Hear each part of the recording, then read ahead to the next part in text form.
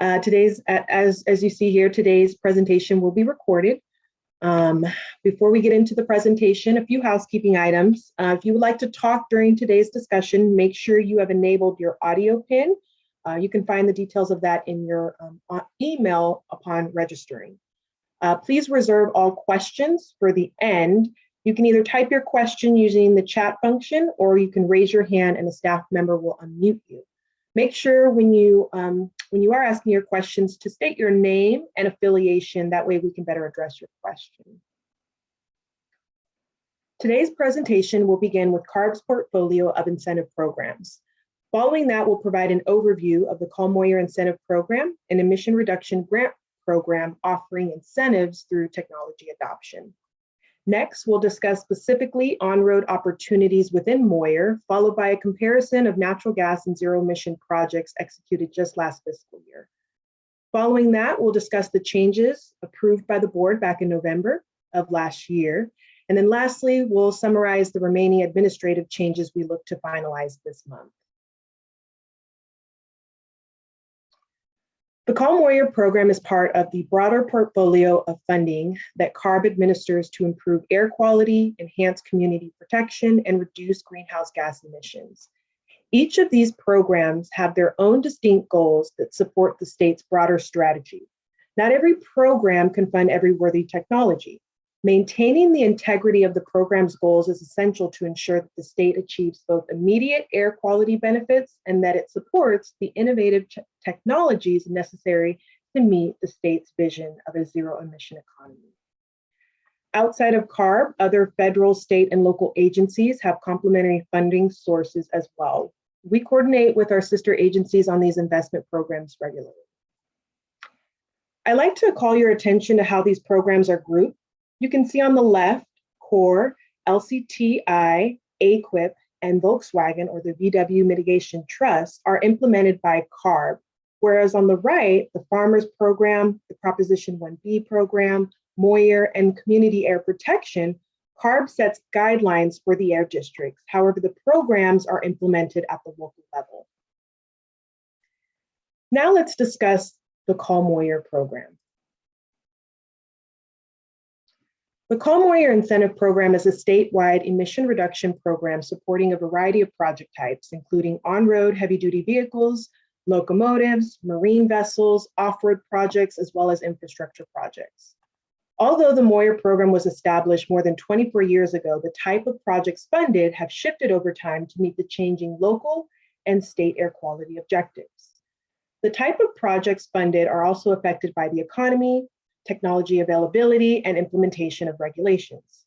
The pie chart shows the percent of funds spent in the different source categories since the inception of the Moyer program in 1998. One of the unique elements of the Moyer program's success is the partnership between CARB and local air districts in implementing the program. This structure allows the Moyer program to support both local priorities and statewide goals. While CARB is responsible for the overall program guidance and provides oversight, the air districts lead the program at the local level. They conduct local outreach, select projects that serve their community needs, and make sure those projects are performing as intended.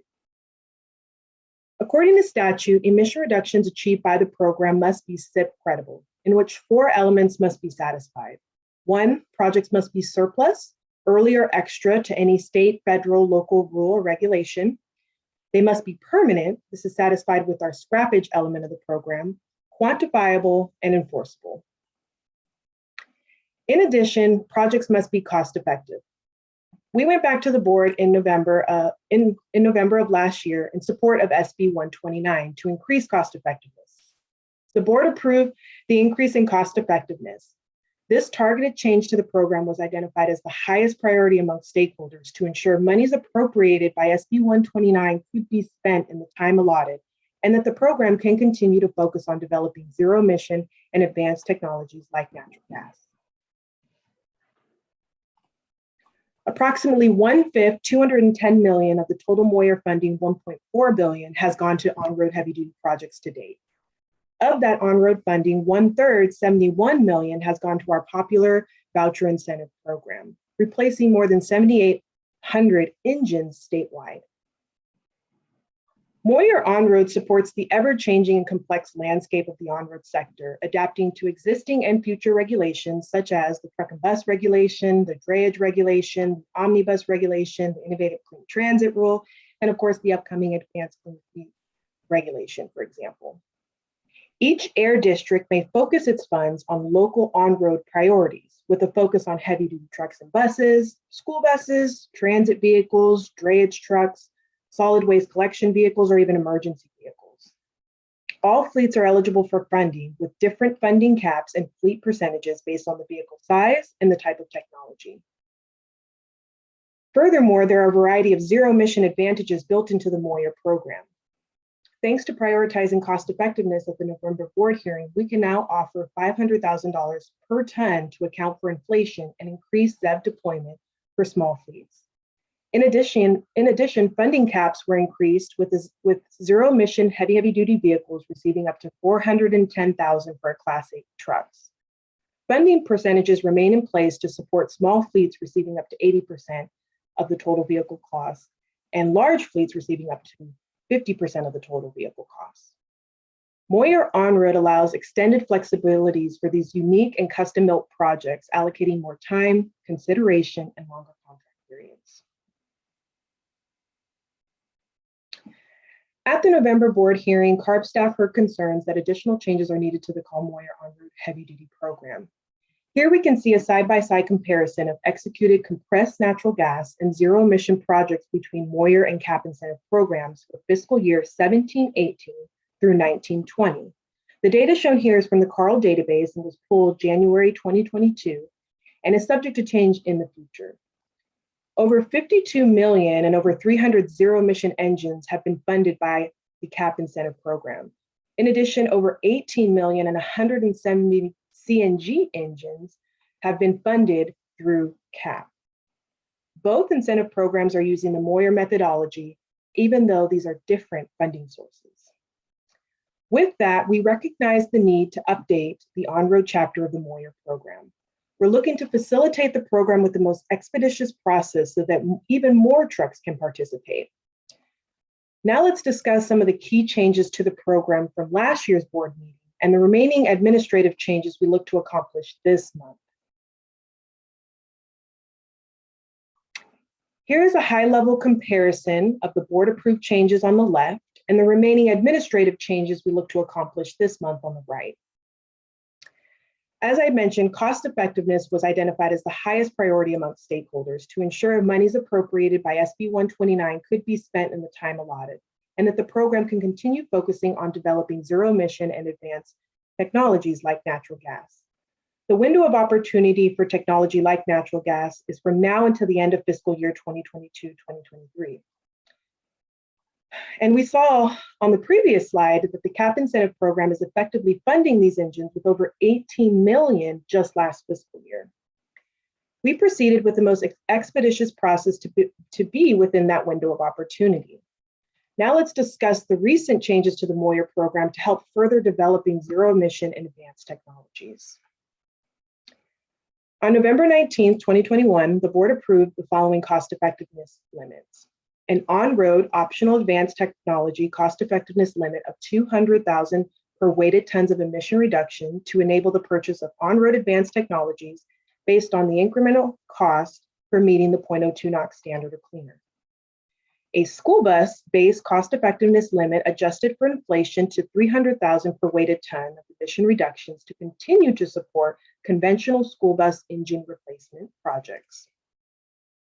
An on-road optional zero-emission cost-effectiveness limit of 500,000 per ton of weighted emission reduction to enable the purchase of optional on-road zero-emission technology based on the incremental cost for meeting that certified zero-emission standard.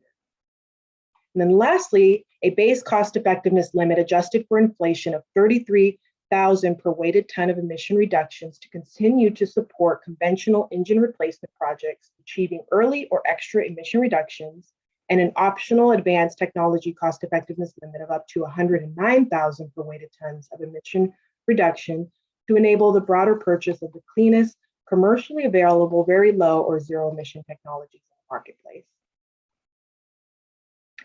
The higher advanced technology and zero emission technology cost effectiveness limits are optional and will be used to fund the increment of emission reductions achieved beyond the required standard for technologies that are zero emission or provide reductions at the cleanest NOx standard when certified by CARB or US EPA. In general, staff found substantially higher incremental costs for zero emission vehicles and equipment in various applications and source categories due to lower volumes.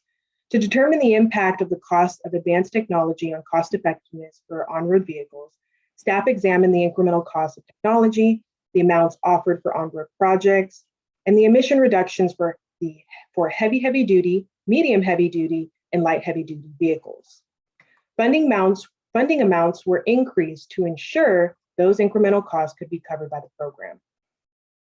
Listed here are the funding amounts that changed. Please note that light heavy duty natural gas replacements remained capped at $70,000. For natural gas replacements, that meant an increase for medium heavy duty vehicles from $80,000 to $120,000 and heavy duty vehicles from $100,000 to $160,000. And for zero emission light heavy duty vehicles, from $80,000 to $170,000, and for zero emission medium heavy duty vehicles, $150,000 to $180,000. And lastly, for zero emission heavy duty from $200,000, now offering $410,000. I don't have to be. It's for Peggy. I need her to sign. As mentioned earlier at the November board hearing, we are committed to making additional administrative updates to the on-road chapter of the Moyer program. To accomplish this and further accelerate zero emission vehicles and the equity work in the on-road Moyer program, we are proposing the following updates. Updating engine model year to a 6-year rolling average, allowing, for example, a 2016 baseline engine model year to participate as long as they are in compliance with applicable regulations. Starting January 1, 2023, the existing vehicle must have an engine model year that is 6 years or more older of age prior to the current calendar year. This increased flexibility was a critical ask of stakeholders and would apply to the replacement and repower options in the Moyer program. Next, we increased flexibility for the required minimum annual usage in California. Previously, grant amounts were based on the minimum of 2 12-month periods of California usage during the previous 24 months, and now it has been extended to 30 months. Next, we removed the pre-dismantle inspection with the assurance that reimbursement adjustment to occur after the dismantler accepts the baseline vehicle. Reimbursement of the incentive grant will be withheld until the Air District can verify the existing vehicle is delivered and accepted by the dismantler in accordance with guideline requirements. Next, with approval by CARB, Air Districts may use a remote inspection protocol in lieu of physical inspection. An authorized remote inspection will allow the Air District inspector to witness a live or streaming video taken by the applicant, dealership, or other individual with video capability. If applicable, the dismantler inspection may be performed using an authorized remote inspection protocol. The guidelines outline the remote inspection protocol in detail. Next, if there is a delay in destruction of the old vehicle, the Air District must document that communication and reasoning for the delay from the dismantler in the project file while working with the dismantler to ensure the vehicle is destroyed according to the guideline requirements as soon as possible. We've also updated a handful of dealership and dismantler requirements. If a dealership is participating within the program, the dealership must work with the Air District to understand and meet those terms, conditions, and requirements of the program. We also allowed Air District's authorized third party to deliver the baseline vehicle to the dismantler. In addition, we've restricted the delivery of the baseline vehicle stripped for parts where the dealership is responsible in ensuring the integrity of the vehicle and has the authority to reject the baseline vehicle. Next steps for us, the next step, statute authorizes CARBs to revise these guidelines. We would implement the remaining changes discussed today with final adoption to occur this month, and an executive office memo issued by April of this year. And that concludes today's presentation. On the screen, you'll find my contact information as well as my manager's. We'll now open the line for any questions. Please raise your hand or type your question in the chat feature. I ask that you state your name and affiliation so that we may better address your question. We're going to go ahead and start with the chat questions first. Good morning, my name is Talina Bo and I will be assisting with the questions in the queue. There are currently no questions in the chat. So if you can raise your hand, we can proceed with those who raise their hand for a question.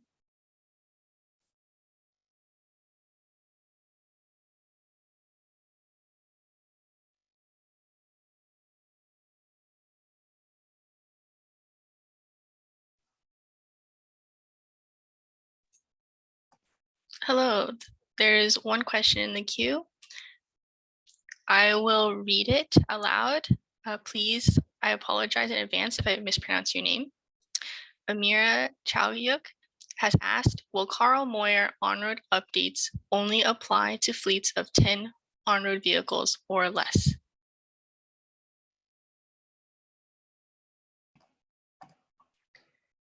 Great question. So currently the program, 10 fleets and larger can participate in the program. Larger fleets are eligible to participate via the contract route of the Carl Moyer program. So yes, to your question, they are eligible. Did that answer your question, Amir? And I apologize too if I'm missaying your name. Hello, yep, you pronounced that right. And I guess what I'm getting at is I was just trying to understand how the updates to the Carl Moyer program will integrate with HVIP kind of coming up to its the current funding cycle. If there was anything that would change as far as eligible fleets on the Carl Moyer side for any of these on-road updates, or should we assume that applications to the Carl Moyer program are as we've understood them in previous years? Yeah, I'm not. I'll jump in on that question. Thank you for that, Amira. And yeah, we just want to be clear that HVIP being a different program is not necessarily impacting the changes that we're making here in that way. So what we're talking about here is going to apply to the Moyer program in the way that you are familiar with prior. So it will apply to all fleet sizes, and the eligibility, remains how it was before, in a sense. So hopefully that helps. But yeah, it's not necessarily to align with what HVIP is doing. Okay, thank you. We will proceed with additional questions that we've received in the chat. The next question is from Janice Thomas of Navistar. The question is, can you please review the slide on the cost effectiveness adjustments?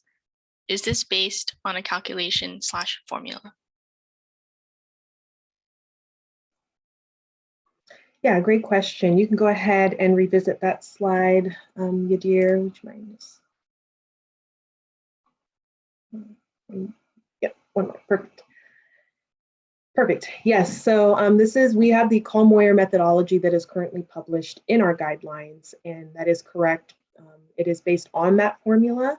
There are several parameters that were taken into account, as mentioned, current inflation, that are justifying these newer limits. And so these were approved back in November of last year by the board. And so we got those approval there. So yes, there is a methodology. It is currently published, and this now reflects new cost effectiveness adjustments based on inflation. Did that answer your question?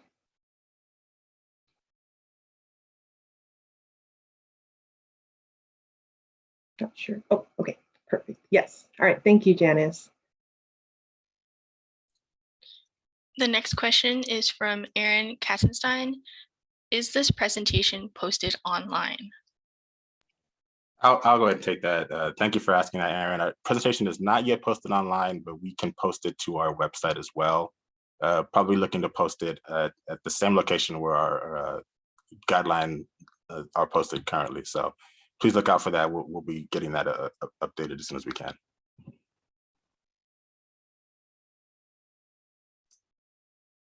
I will move on to the next question.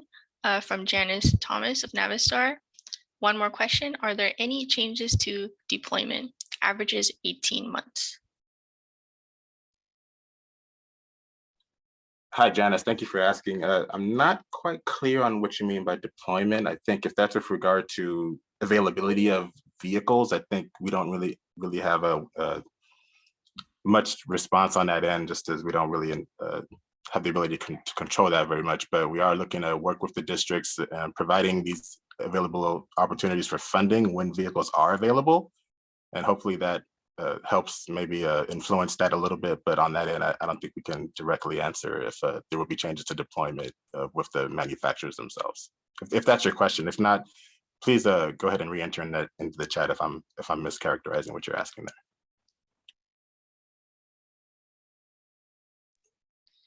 The next question was received from Kirk Anderson. The question is, do zero hydrogen powered vehicles qualify as zero emission vehicles?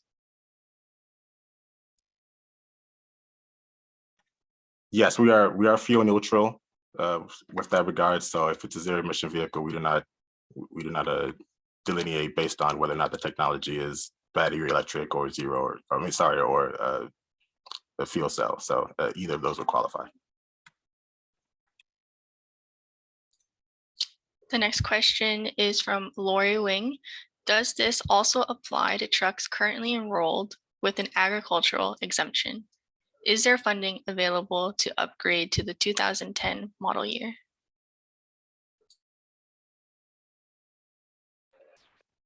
This does currently impact the ag folks, the ag exempt folks as well. So they would continue to be eligible based on the eligibility of that in the truck and bus rule. I do think that might be coming to an end, I think, at the compliance milestone of the truck and bus rule, but I'm not completely sure on that end. But currently, yes, we would apply to ag exempt vehicles as well. The next question is from Brandon Bloom. For delays in dismantling after buses have been delivered, currently dealerships often bear the burden of these added costs. With the proposed change of reimbursement after dismantlers accept the old vehicle, will this enable reimbursements to move forward quicker? Great question, Brandon. That is part of what we're trying to get to. Again, really what we're intending to do here is to facilitate the process generally. So we think that this is a way of doing so, and putting dismantlers and placing them at least a little bit more in that role of helping move that process faster. But again, working with the districts on how to do so. So we definitely think this is a way of addressing that. But we're willing to continue to look at this and continue to try to find ways to speed up the process as well as we can. The next question is from Christian Damkier. Would this affect VIP funding levels and tables? If so, when do you expect the changes to VIP to be done? Thank you, Christian. So our VIP tables are done and uploaded. So please take a look at our website. They have been released as of yesterday. So fantastic timing for the question. And we do have that up for you guys to review. And yes, the funding levels were impacted by the new changes in cost effectiveness and funding amounts. So hopefully that aligns with the opportunities that we are making available with the changes to Chapter 4 as well. Our next question is from Owen Frazier. Is the Carl Moyer site still open to submitting comment letters? Can we still submit a comment letter during this meeting or potentially right after? Absolutely not. No, I'm just kidding. Yeah, definitely. Please feel free to send us comment letters. I think there was a hiccup with the email that was registered earlier, so there may have been some issues with that. So please feel free to use that now. And if not, my contact info is directly on the page you see in front of you. So please feel free to send those directly to me if you're having trouble otherwise. The next question is from Lacey Robertson. Will natural gas engines continue to qualify under these new guidelines beyond 2022 to 2023?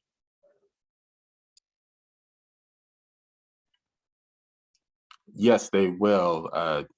hopefully I'm understanding your question, but yes, this will continue to apply to natural gas vehicles as well. And our intention is to make sure that those vehicles do continue to be part of the program. So we don't think we're doing anything that limits their availability, and we don't expect that to be the case. So, but let me know if there's something specific you're thinking about that might be doing that, because we want to make sure that our changes that we're making does not do that. The next question is from Janice Thomas. May we have the link for the calculations and charts? Yes, I don't know, Sandra or Cruz, if you guys can put the link on the chat. Those are available on our general guidelines website, so we can post that for you guys.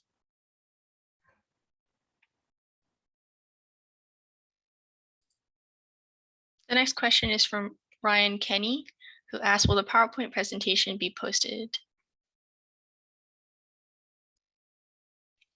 Yes, we'll look into posting the presentation on that same website.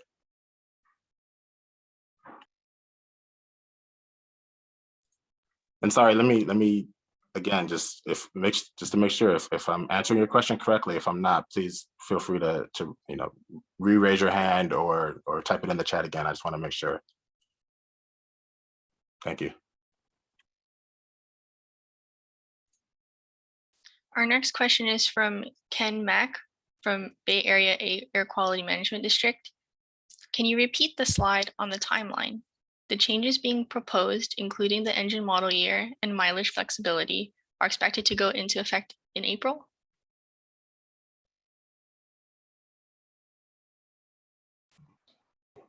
Yeah, I can go ahead and take that slide. Yadir, you're going to go to the right. Yeah, keep going.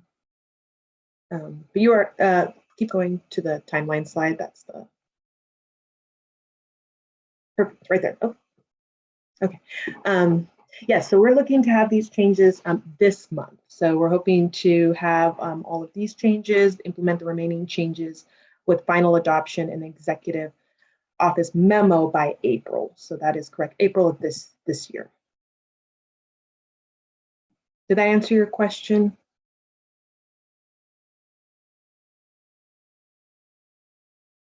Perfect. Thank you, Kenneth.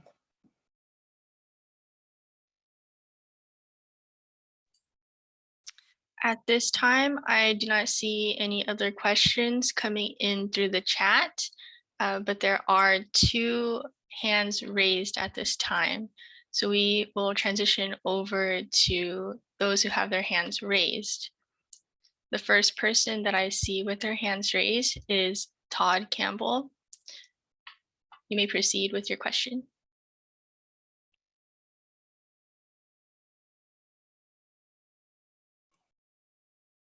And if you wouldn't mind stating your name and affiliation, just so we can better assist your question. Todd, thank you. Can you hear me? Hello? Yes. Oh, good. Sorry, my camera decides to work when it wants to. Good morning, Sandra and Femi. Thank you for holding this. I just had a couple questions, and I'll just say them in the following order. I just wanted to make sure with the $45 million that are allocated to low NOx, and I know this question was asked before, Femi, but I just wanted to be super crystal clear. My understanding of that 45 million is that low NOx trucks are at 0.02 are eligible, currently through 2023, and then what happens after 2023 is zero emission vehicles can also qualify for that funds, but it doesn't necessarily stop low NOx qualifying for that amount of funding. So, and I just want to make sure that that was your understanding too. And I don't know if you want me to stop or just keep asking my questions until I'm done. I can do either, but I guess since I'm talking, I'll start with the first one. Yes, my understanding is the same as yours. We would not eliminate funding availability to 0.02 NOx or cleaner vehicles. Wonderful, thank you so much for that. Also, first of all, we very much support the added flexibility to the air districts. but could you give us more color on the destruction delay? Is that up to the air districts, or does CARB staff coordinate with the district? How does that work? So I think destruction delays, I think, really are coordinated between the dismantler and the dealership. And really, from what I've heard, the issue has been really just availability of dismantlers and of I guess just the opportunity to dismantle. So there's been some backups causing that delay. And I think the districts have been trying to deal with that and keeping us looped in on what's going on. And with the flexibility that we're providing here is essentially not forcing it to be like something like a case-by-case determination or something that they have to really come back to us to get some confirmation on whether or not a project can continue. It's more of really continue documenting the issue, continue moving projects forward as quickly as you can, but understanding that, yes, there's potential for delay issues with dismantling, and we want to allow for flexibility because of that. Is that what you mean? Yeah, that's incredibly helpful because I guess we were looking at it from a different perspective in that if you had independent owner operators that, aren't part of large fleets, they're, mom and pops essentially in the trucking industry, and if they're required to crush a truck prior to receiving their replacement, they essentially go out of work. And I don't see that we would be able to reach that portion of the trucking population at all if we're going to put them out of work for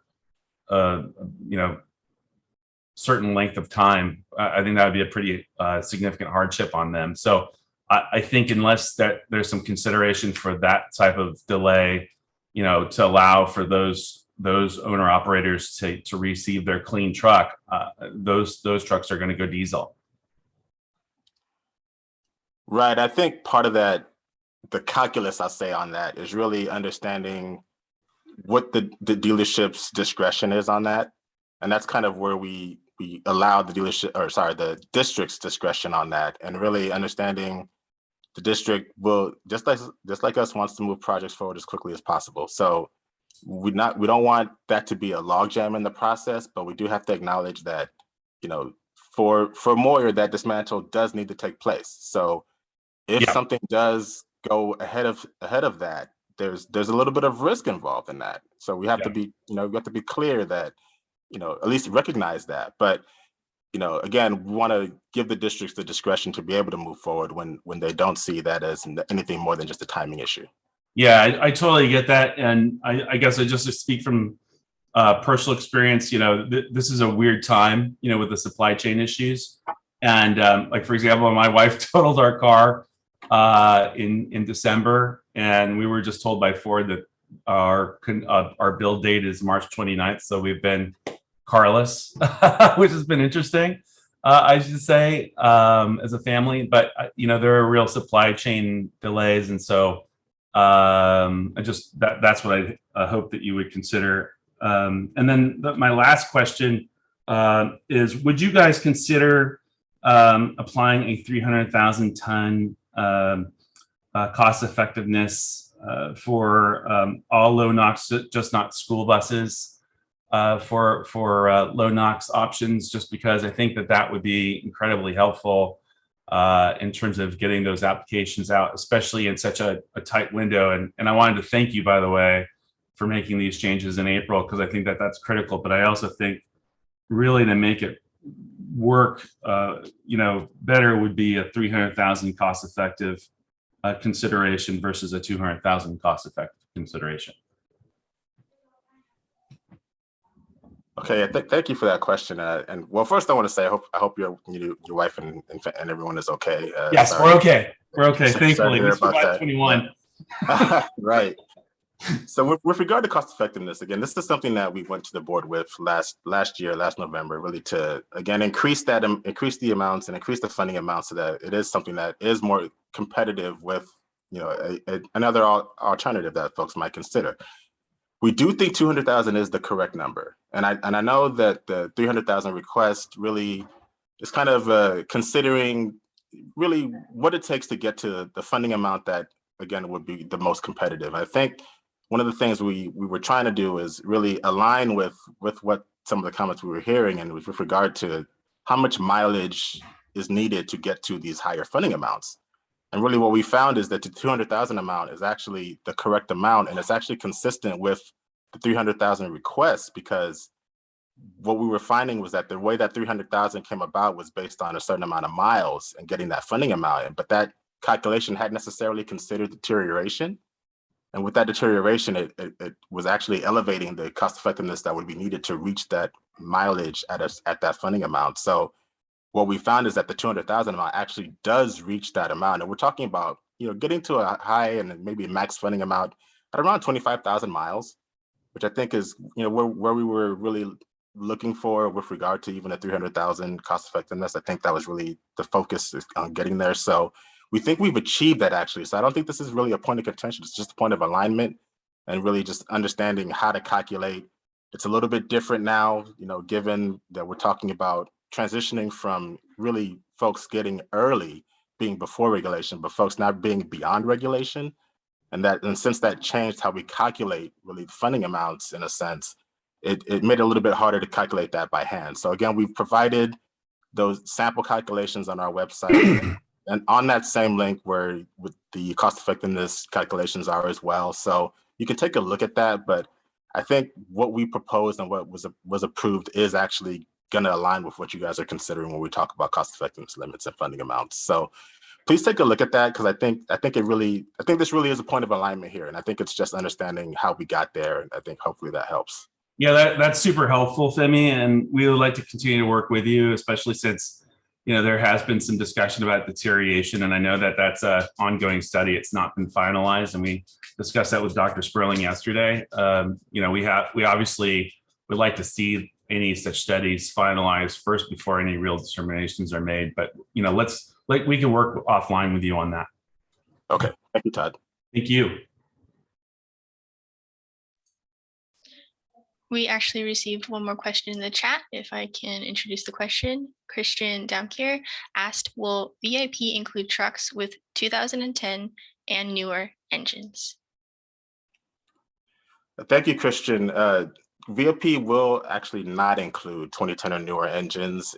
It's a different set of guidelines specifically for VIPs that were not part of this process. So those without the engines are going to be restricted to 2009 or older. But we are willing to discuss that in further if you guys see that as an issue. But I think right now we need to remain as a 2009 or older for VIP.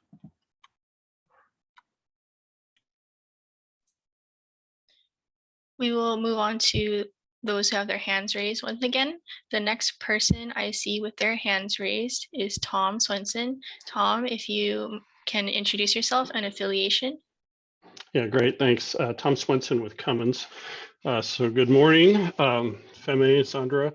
Good to hear your voice, even if we can't see your upside down head.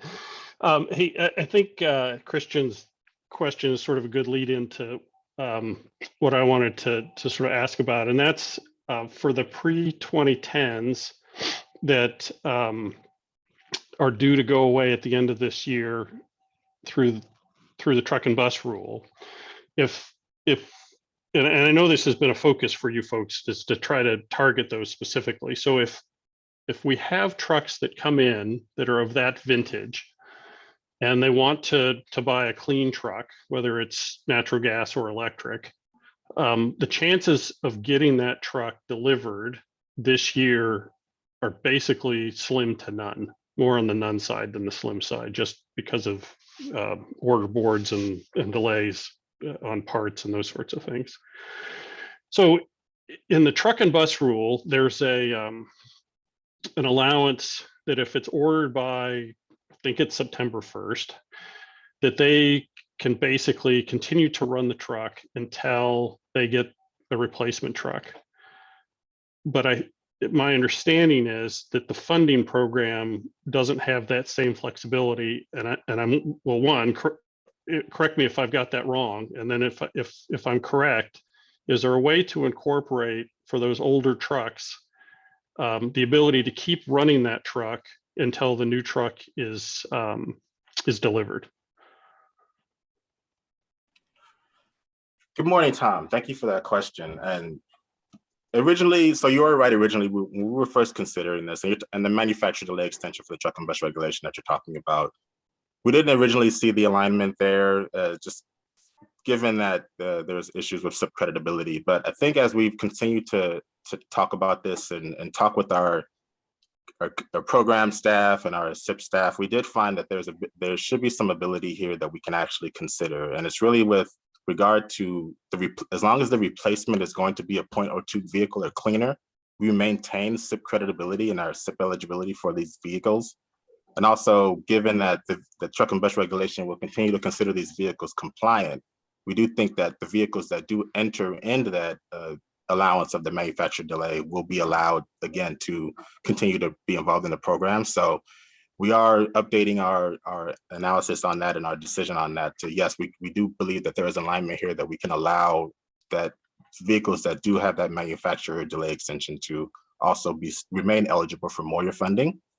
And we will be releasing a advisory on that as well. Excellent. Yeah, that's good, because I know we're all focused on trying to, I mean, the older ones are going to go away, and anything we can do to keep them from just replacing them with used diesel, I think is a good goal. So thanks for that. I think that's all I've got for the moment. So thanks.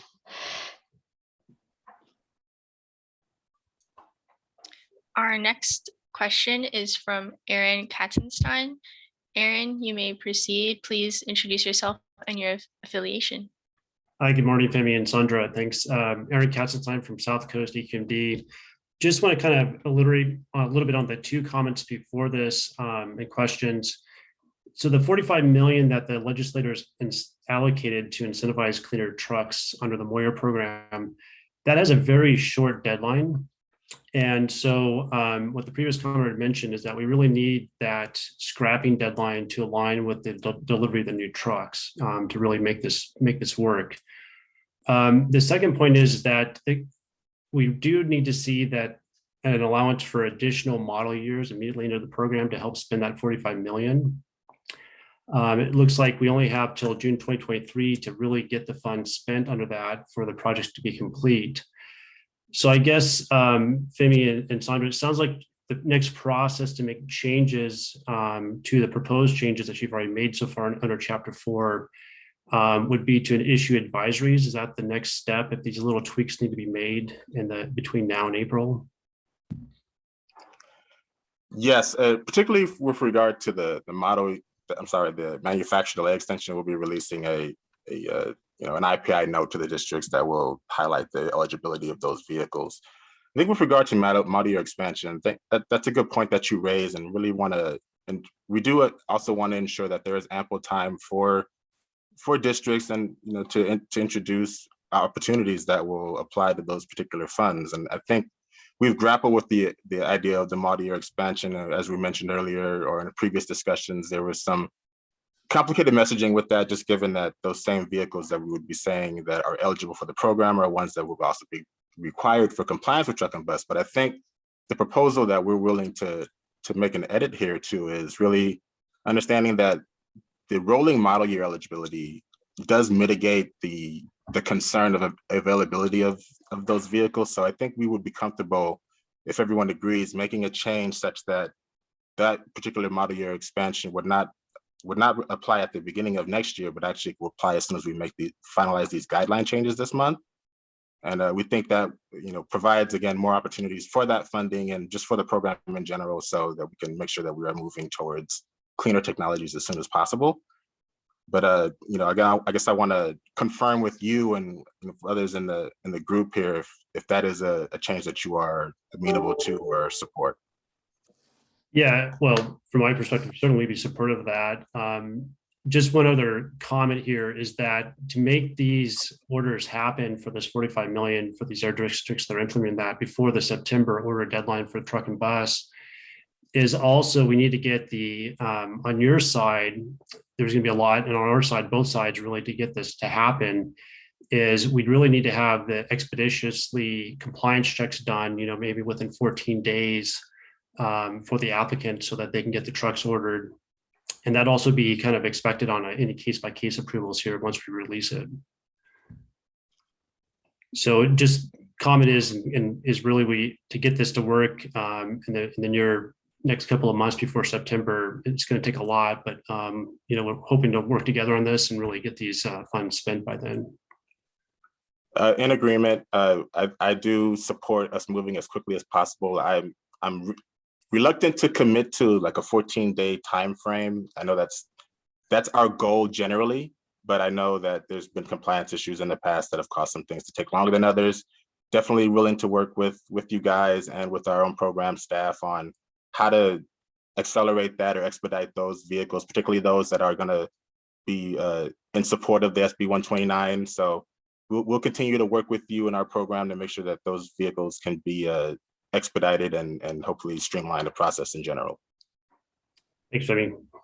Yeah. The next person with their hand raised is Owen Frazier. Owen, you may proceed with your question. If you can please introduce yourself and your affiliation. Hello, my name is Owen Frazier. I'm an associate at Gladstein Anderson Associates, and we work with Penske, so I'm speaking on behalf of Penske. I just want to say thank you all for putting on this amazing presentation and allowing for so many questions and comments. I have two sort of comments / questions. The first one being if CARB plans to sort of consider expanding the leasing eligibility with Carl Moyer. It's our belief that leasing offers fleets of all sizes sort of a more affordable way to transition to alternative fuel and electric vehicles, as well as the telematics installed on all of Penske's vehicles can allow them to be monitored and further meet the Carl Moyer Guidelines. So allowing for more options for leasing would allow different applicants to qualify for the program and sort of expand the potential impact. We're going to be submitting a comment letter that'll give a more in-depth explanation as to Penske's concerns with leasing, as well as some recommendations for the regulation that kind of go more in depth, but curious on CARB's plans, if any, to address leasing. And then the second point, we want to thank CARB for amending the existing scrappage requirements and making it more representative of the current landscape. But we're curious if CARB plans to expand scrappage options beyond what's currently in the regulation and allow for truck trade downs, similar to what the San Joaquin Valley APCD truck replacement program offers, where a fleet with a newer vehicle that's not eligible for scrapping could give this to another fleet, third party, with an older vehicle, thus scrapping the third party older vehicle. It's Penske's belief that the ultimate goal of scrappage and getting these older vehicles off the road is still accomplished through this. And again, you're just increasing the amount of available applicants and potential impact of the program. So curious if CARB has any comments on that. And again, we'll be submitting a comment letter that has a far more detailed explanation and some recommendations. Thank you, Owen, for that comment. Leasing is something that we have looked at in the past to see if it's something that really works for the program. And we really have a lot of concerns with incorporating something like leasing. It's understanding that given that we are a scrap and replace program, there's a lot of concern with leasing as an element where we're taking a vehicle that is owned and providing one that technically isn't. And so there was concern on that end, but there's also concern in a sense from the legal aspect in terms of ownership and who is actually going to be needing necessarily to be compliant with the actual regulations or even the incentive programs that would be applicable to that particular vehicle, given that the owner wouldn't necessarily always be involved in that aspect, but necessarily the actual operator would be. So it's just a complicated issue. So we aren't necessarily pursuing leasing at this time. But I would say that, maybe, still, again, submit your comment letter and we can take a look at that and see if we can factor that in. But I think at this time, we aren't necessarily looking at leasing at this point. With regard to truck trade down, that is actually currently available in the Moyer program. It's just done on a case-by-case basis. So we don't prohibit truck trade down as an option. So if any district wants to pursue that, they are willing to discuss that further with us and see how we can incorporate something like that. But it's not prohibited now. So hopefully that helps. Yeah, that helps a lot. Thank you so much. Yeah. The next person with their hands raised is Aaron Tarango. Aaron, please introduce yourself and your affiliation. You may proceed. Hi, good morning. My name is Aaron Tarango. I'm with the San Joaquin Valley Air Pollution Control District. Thanks for the chance to comment here, Femi and ARB staff. I appreciate it. We'd like to thank you, for all the hard work over the last many months to get these changes to fruition. So just thank you, working with the districts and CAPCOA to get these changes on board.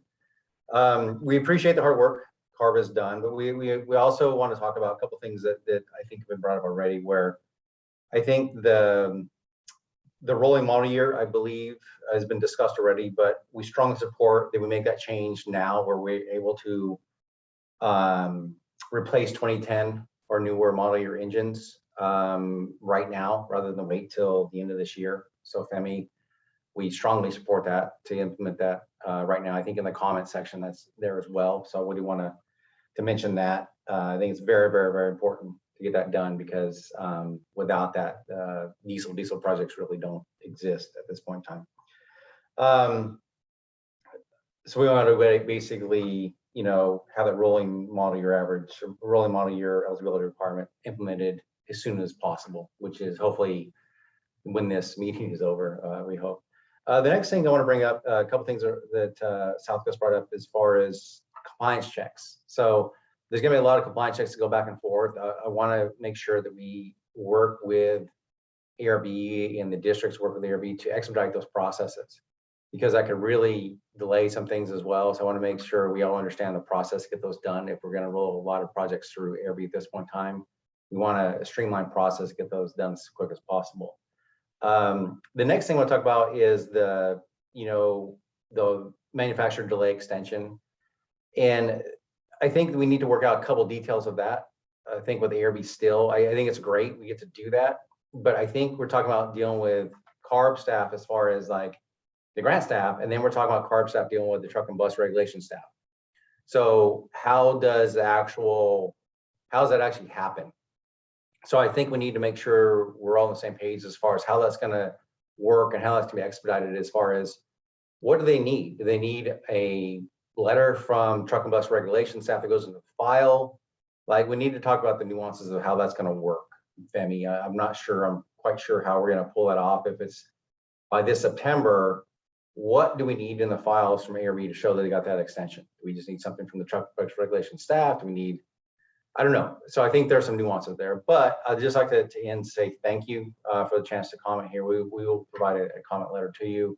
These are some highlights of that, but to go back to my first point, we strongly support the changing of the model year eligibility requirement to 2010s starting base, or sorry, 2010 model year engines, starting hopefully April 1st or sooner. That'd be terrific. So thank you, and I'm open to any questions or responses you have, Femi, on that. Yeah, thank you, Aaron. I think that those are great comments and great points. Definitely, again, looking to help expedite compliance checks however we can. As you mentioned, it's really with regard to truck and bus, and really how do we work with that program to make sure that we are able to expedite those particular compliance checks. And we definitely look forward to doing that in any discussion as part of that. And I will also reflect your comments to that staff just to make sure that everybody's on the same page with how we're going to approach that, as they'll be the lead program over that particular element. And actually, I should say over the manufacturer delay as well. As you mentioned, you're right.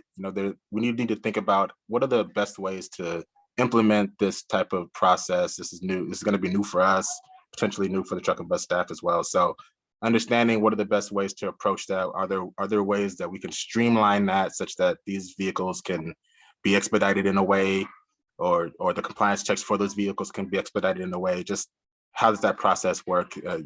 Definitely look forward to having more conversation on that with you guys and with that program staff, as they'll again be the lead over that particular element as well. So I will defer to them on the process in a sense and how it will work, but definitely will be part of that discussion as well. Yeah, and I think we need to find out, what does ARB want in the project files to show that they've received that extension from the truck and bus regulation staff? What does that look like? Right. Agreed. And then this last thing, we strongly support the model year rolling, the rolling model year eligibility requirement change ASAP. That would definitely help us out in the long run there. Thank you. Thank you, Aaron. We received another question in the chat. Sandra Berg has asked, has CARB considered how the maintenance and inspection regulation may affect truck owners thinking on upgrading? Would CARB consider if a truck consistently doesn't pass inspection, regardless of year, would be available for replacement and scrappage?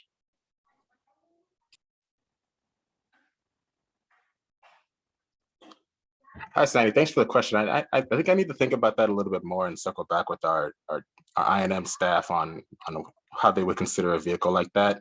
I think for us, it's really a question of eligibility. So as long as the vehicle is eligible for the program, we don't think that would be a barrier to that. But I really need to circle back with that program staff and really get a feel for how they consider those types of trucks, because I have not really had much conversation on this particular topic. So we'll get back to you on that, Sandy. The next person with their hands raised is Mike Nunberg. Mike, if you can please introduce yourself and affiliation. Yes, hi. Good morning to Carl Moyer team. I just got a prepared statement here that I was going to read for our air district. I'm Mike Nunberg with the Sacramento Air District. And I just wanted to say thank you for the opportunity to speak today and just to acknowledge ARB for the collaborative efforts in updating the guidelines with the air districts. We believe this is a positive step towards creating better opportunities for clean air. We're in support as well with the recommendation under, I'm going to call it Section 4, existing engine and vehicle requirements with item B. And that's requesting that all existing trucks with an engine model year that is 6 or more years of age prior to the current calendar year be eligible immediately rather than wait for the January 1st, 2023 start date. As we know, the pre-2010 trucks are very limited at this time. And in order to have this greatest impact to serve our communities, we believe we need to immediately move towards cleaner advanced technologies rather than wait almost another year for these critical health benefits. So that's a key thing. That's in support of all the other air districts that you're seeing within the comment box and that Aaron and others have spoken to as well. I'll just also add in one other note. We know we can't deal with this right now with the current chapter, but I did want to acknowledge that over the last couple of years, as we've been working through these updates, that we would like to continue working with ARB to explore the possibility of allowing new vehicle purchasing without scrap. As many of you know, this option was allowed from 1988 to 2017 in the Moyer program. And we believe it would be another valuable tool to move towards forward with advancing clean air technologies in our impacted communities. And so while we weren't able to incorporate that in, I know at this current time, our air district would like to continue working with ARB and the other air districts in terms of potentially getting that option back in the Moyer guidelines. We do know there's some other elements at play in terms of SIP claimability that we have to work through. But wanted to at least get that on the record that we would still like to move forward in that direction. The most important thing, though, is let's immediately move forward with the 6 years or older trucks to be able to get them eligible for the Moyer program. And I'll leave it at that unless there's any questions. Thank you, Mike.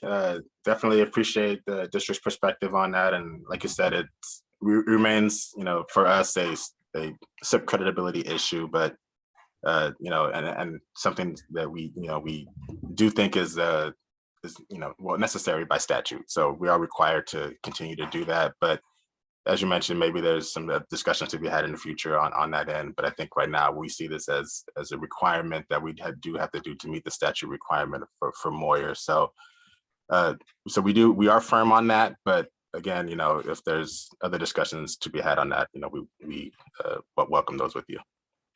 That sounds fine, Femi. And yeah, so we'll work through that on the behind the scenes, but we just figured we'd at least make a statement on the public record. So appreciate that.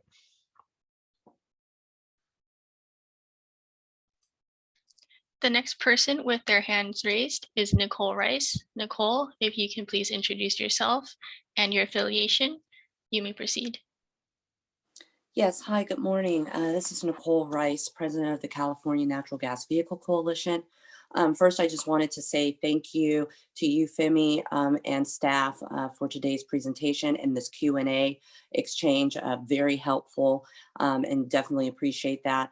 Also appreciate all the work that the staff has been doing on this issue and for continuing to engage with industry and considering our thoughts and feedback on this process as it has evolved. I just wanted to add my voice to the chorus of those who have raised their hands or expressed in chat their support for expediting the model year change as we've discussed, as well as including the manufacturer delay extension that was raised as it relates to some of the comments that were brought up. I also just want to acknowledge that I did put that in the comment section. I didn't put my affiliation, so that's why I wanted to verbally express that support. I also wanted to express our support, industry support, as indicated in our coalition letter that we submitted yesterday, related to some of the issues that the air districts have raised on process and procedure, like with compliance checks and the manufacturing delay extension. I appreciate yours and staff's willingness to help resolve some of those issues in order to accomplish like the goal that you've talked about related to expanding participation, the ease of implementation, really trying to get cleaner vehicles on the road. I do have a question, and it has to do with, kind of the longer term effectiveness of Moyer, and wanted to know where staff's thoughts are related to increasing the funding cap percentage for larger fleets. This has, been something that we've been talking about for a while, and we realize that increasing the vehicle cost cap for larger fleets from the 50% to the 80%, which is right now the percentage for small fleets, will also greatly improve the attractiveness of the program, the utility of the program, and accomplish some of the goals that I think you and staff expressed today. So just wanted to know where the conversation and thoughts are related to that issue. Thanks, Nicole. Thanks for your comment and your question. I think where we landed on with regard to that funding cap or that funding limit with regard to large fleets, and just to be clear, there's a 50% funding cost amount or cost cap for large fleets, whereas there's an 80% funding cap for small fleets being 10 vehicles or less. We do think this needs to remain an aspect of the Moyer program. And again, understanding your perspective and in terms of the association or the industry, but we really want to be in support of the equity component of allowing that increased opportunity to those smaller fleets. Understanding that we also do have a finite amount of funds here, and we are concerned that if we remove that type of opportunity, it is going to wind up being such that larger fleets will take advantage of the funds more quickly as they can navigate the program a little bit easier than the smaller fleets can, and with such kind of reducing availability or opportunity for those small fleets. So we think that it's important that something like that particular 80%, 50% split remain part of the program and remain as an equity component of our emissions reduction program. So again, we think this supports those that have the highest need, but again, understanding your perspective of providing more opportunity to large fleets. Hopefully the increased funding amounts and decreased cost effectiveness will itself provide that increase in opportunity and at least assist in that. But we do think we need to remain with the 80-50 split. Okay, no, definitely appreciate that, Femi. And yes, I think you articulated our concerns about this. And so, as we continue to see how the utilization of the program goes, and with, keeping in mind, again, the objective of, as many vehicles that we can turn over as possible to, do that and achieve that goal, there might be some opportunity to revisit this issue in the future, but appreciate that. Totally support the smaller fleets and the equity aspect of your position. But we will like to continue to talk about this if the situation arises. So thank you. Thanks, Nicole. The next person with their hands raised is Kenneth Mack. Kenneth, if you can please proceed, starting with your introduction and affiliation. Sure. Hi, this is Tim Mack with the Bay Area Air Quality Management District. I just want to start by thanking CARB for their collaboration and work with the air districts over the past year to get all of these changes, the recommendations up. I want to first start by just mirroring Mike's and San Joaquin's comments regarding the rolling model year change, and we strongly support that, as you mentioned as you saw in the chat. And we do request that CARB immediately adopt this change to allow it be effective as soon as possible. Secondly, just want to additionally add that we strongly urge CARB to support equity across its portfolio of incentives and to remove the 50% funding cap for large fleets that adopt zero emission technologies. Electric vehicles are significantly more expensive than diesel, and their adoption can be cost prohibitive even for large fleets. And air districts should be allowed latitude in determining how much of their local funding allocation goes to large fleets, and these operators should be allowed a meaningful path to accelerate their adoption to zero emission vehicles with funding from Carl Moyer, the most rigorous among all states' incentive programs. In doing so, CARB could support equity by prioritizing voucher-style incentive funding from programs such as HVIP and offer owners the same or more funding per vehicle as Carl Moyer, but have far fewer requirements on smaller fleet operators who may lack the administrative resources required to participate in the Carl Moyer program. Just want to comment that 94% of HVIP funding is currently being awarded to large fleet operators. And I want to point out that we did submit a formal comment letter outlining these comments as well as others. And just want to close by saying that we look forward to continuing working with CARB staff to improve the Moyer program going forward. Thank you. Thanks, Ken. And again, I want to reiterate, we do understand the perspective on that and do appreciate the comment. And, but I do think, again, we really want to hold firm on the 50-80 split here. I do also want to keep in mind that we don't necessarily want Moyer to be pushing away any of our fleets or our smaller fleets in a sense by telling them to essentially go to a different program because Moyer funding has been expended quicker than normal. I think we want to ensure that these opportunities remain in place for all fleet sizes. So understanding that we are going to continue to try to, make the program simpler and easier and more effective for smaller fleets as well. And so I think doing so is more of our priority than raising, the cost max for larger fleets at this moment. So I think we really want to keep equity as a focus that we can continue to support in Moyer. But again, understand your concern, and definitely, hopefully, these changes that we are implementing and those that were implemented as of November will help facilitate that process and again provide more attractive funding amounts to those larger fleets, such that we are able to transition easier and more effectively to cleaner technologies. So again, we'll continue to work with you guys on that. We continue to monitor that with you guys and make sure that the program is working effectively. But I think where we are right now is we want to remain with that 80-50 split in place. But thank you for the comment. Our next question is from Ryan Kenny. Ryan, if you can please introduce yourself and affiliation. Hi, good morning, Femi and Sandra. My name is Ryan Kenny with Clean Energy, and I want to thank you for your time. This has been a great discussion and obviously encouraging. Clean Energy does support the model year eligibility expansion and the manufacturer's delay extension. And my question is about more of the administrative changes. Nicole had just asked a few questions, and our industry sent a letter with some administrative thoughts. We don't have to get into details on those, but right now, but I was just wondering the process for consideration on more of the technical side, the administrative side. It's my understanding that the truck and bus staff would probably be responsible for consideration of those, but in the whole scheme of this process, I was just wondering how those administrative changes could be considered, largely in the spirit of collaboration, just trying to make things work better. So I was just wondering what the process is on that.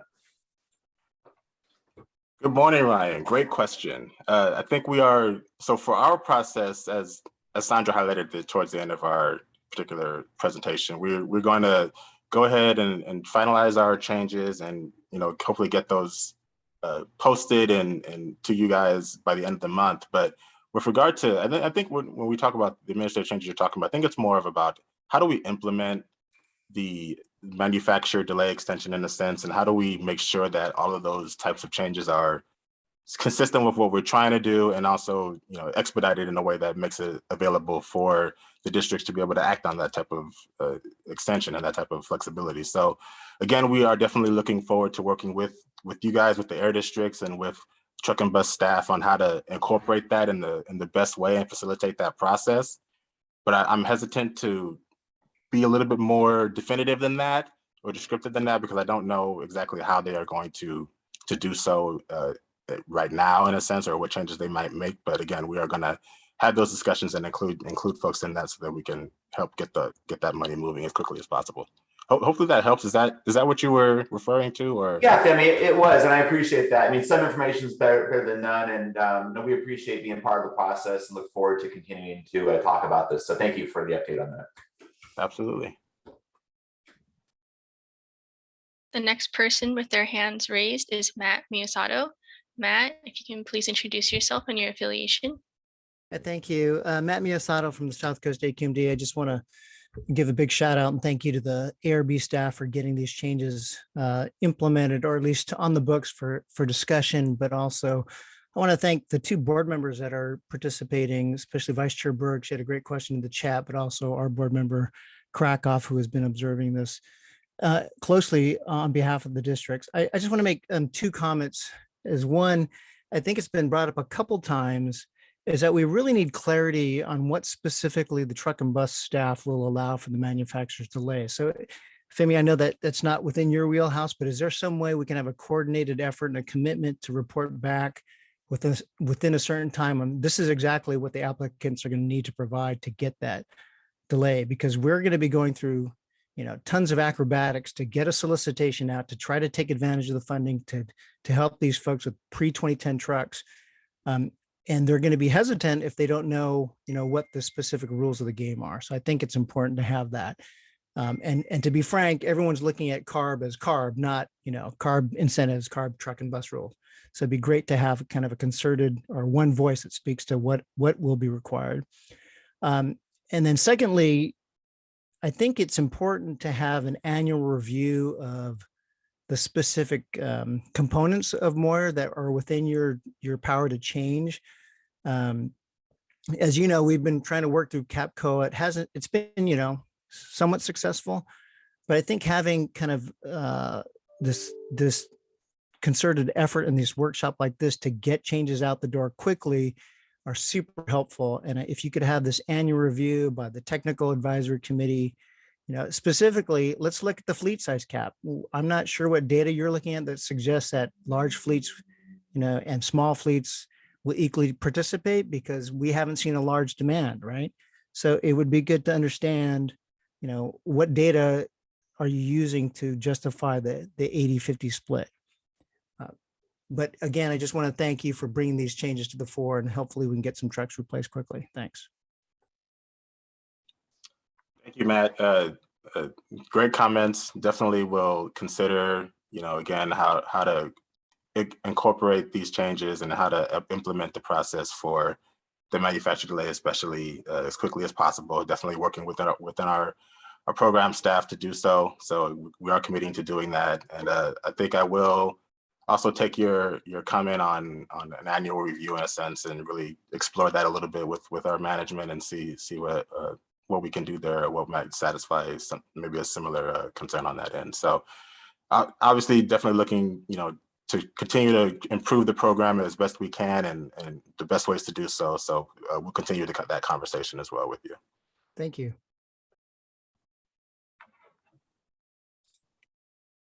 We have a new question in the chat from Leela Rao. The question is, are there plans to revisit the guidelines again once the Advanced Clean Fleets rule is finalized? With the expected requirement that drayage trucks, with the expected requirements that drayage trucks be zero emission to enter the drayage registry beginning in late 2023, we want to ensure that drayage trucks remain eligible for funding. This is especially important given the very high cost of zero emission Class 8 trucks and the higher number of individual owner operators in drayage that are not able to afford these trucks without significant funding.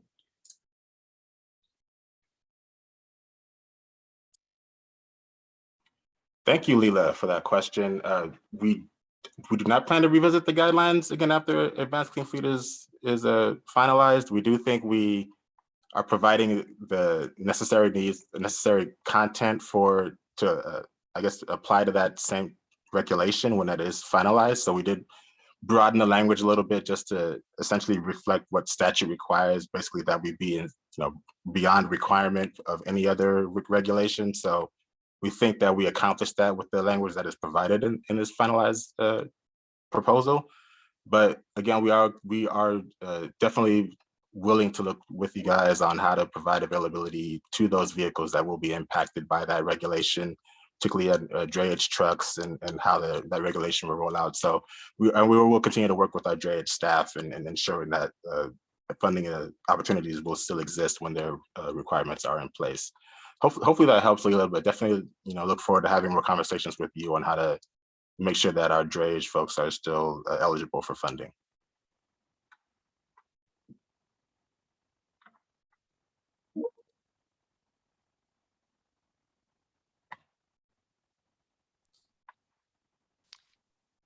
There are no other questions with hands raised or in the chat that I can see.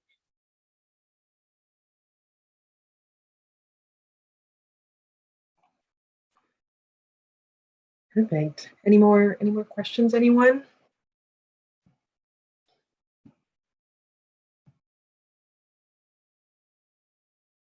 All righty. Femi, did you want to close this out or would you like me to?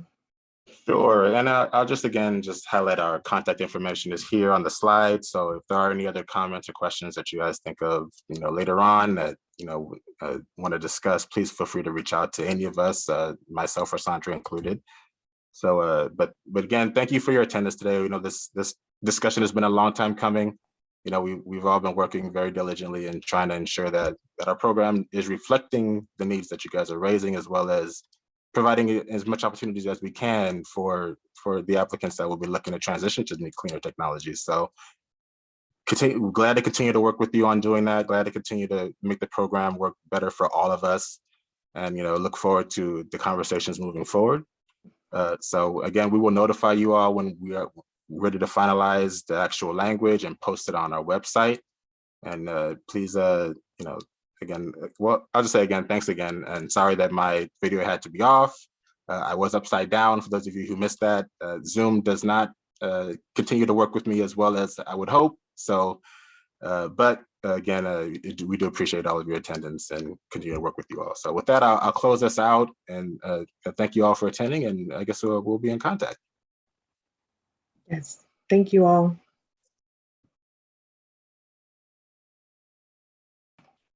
Goodbye.